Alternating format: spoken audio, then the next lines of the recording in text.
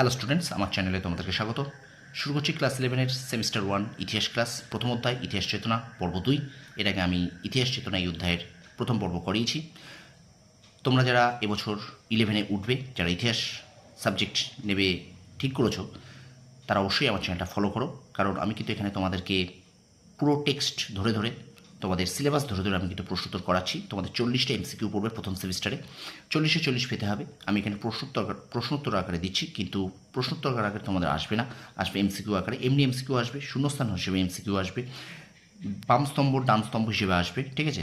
তোমাদের বিবৃতি আসবে। সুতরাং এইভাবে কিন্তু তোমাদের এমসিকিউ দেবে। তো সুতরাং যার কাছে যা বই আছে, যারা বই কিনে ফেলেছো, ভাবছো ইতিহাস টেক্সট বই কিনে ফেলেছো, যারা অনেকে কিনেছো, তাদের বলবো তোমরা বছরের শুরুতেই টেক্সট বইটা খুঁটিয়ে পড়ো।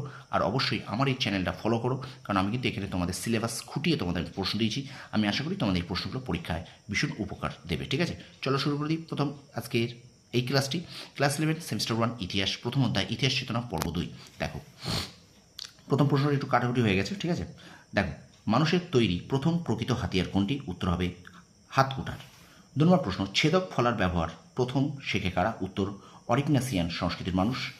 3 নম্বর প্রশ্ন বলছে, কোন সংস্কৃতির মানুষ প্রথম হাতকুঠার বানাতে শেখে? উত্তর ওল্ডুয়ান সংস্কৃতির মানুষ।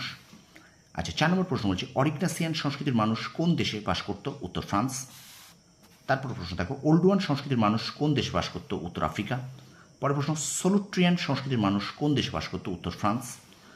গবেষক অমর ফারুকির মতে গুহা চিত্রের সূচনা হয়েছিল কোন সংস্কৃতির মানুষের হাত ধরে? উত্তর হবে ফ্রান্সের সোলুট্রিয়ান সংস্কৃতির মানুষের হাত ধরে।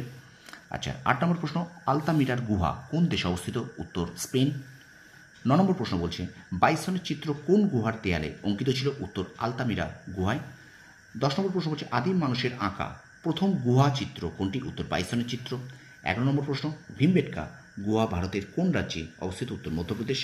12 নম্বর প্রশ্ন, ভীমবেটকা গুহা কে আবিষ্কার করেন? উত্তর বিষ্ণু শ্রীধর ওয়াকানকার। উত্তর বিষ্ণু শ্রীধর ওয়াকানকার।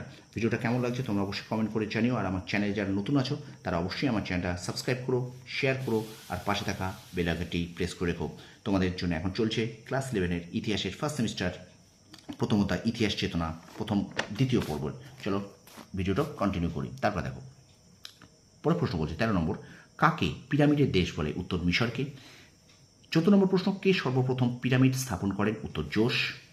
15 নম্বর প্রশ্ন, পিরামিডের স্থপতি কে ছিলেন? উত্তর ইমহোটেপ। 16 নম্বর প্রশ্ন, সবচেয়ে বড় পিরামিডের নাম কি? উত্তর গিজার পিরামিড বা খুফুর পিরামিড। গিজার পিরামিড বা খুফুর পিরামিড।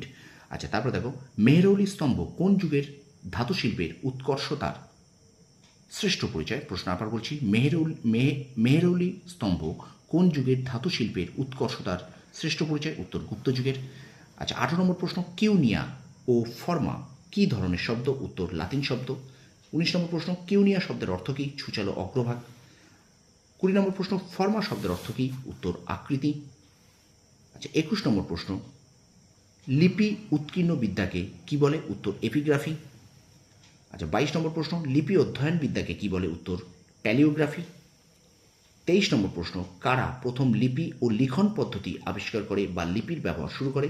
প্রশ্ন আবার বলছি, কারা প্রথম লিপি ও লিখন পদ্ধতি আবিষ্কার করে বা লিপির ব্যবহার শুরু করে? উত্তর সুমেরীয়রা। 24 নম্বর প্রশ্ন বলছে, কারা প্রথম চিত্রলিপি আবিষ্কার করে? উত্তর সুমেরীয়রা। এবং শেষ প্রশ্ন দেখো আজকে 25 নম্বর প্রশ্ন, সুমেরীয় লিপি বা কিউনিফর্ম লিপি কে পাঠোদ্ধার করেন? সুমেরীয় লিপি বা কিউনিফর্ম লিপি কে পাঠোদ্ধার করেন? উত্তর হবে এইচ.কে. রোলিনসন। ঠিক আছে, এই 25টা প্রশ্ন এই পর্বের থাকলো। দ্বিতীয় পর্বের ভিডিওটা কেমন লাগলো অবশ্যই তোমরা কমেন্ট বক্সে কমেন্ট করে জানিও। আর এই 25টি প্রশ্ন তোমরা খাতায় পড়ে নাও, খাতায় লিখে নাও।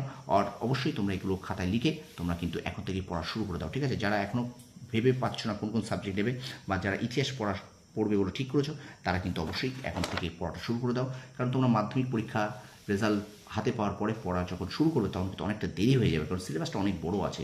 সিলেবাস বুঝতে বুঝতে কিন্তু তোমাদের অনেকটা দেরি হয়ে যাবে। তাই তোমাদের বারবার বলছি, তোমরা এখন থেকেই পড়াটা শুরু করে দাও। ভিডিওটা কেমন লাগলো অবশ্যই কমেন্ট বক্সে কমেন্ট করে জানিও। আর আমার চ্যানেল যারা নতুন আছে তারা অবশ্যই আমার চ্যানেলটা সাবস্ক্রাইব করো, পাশে থেকে বেল আইকনটি প্রেস করে রেখো। তোমরা সফল হও, তোমাদের সাফল্য কামনা করি। ধন্যবাদ।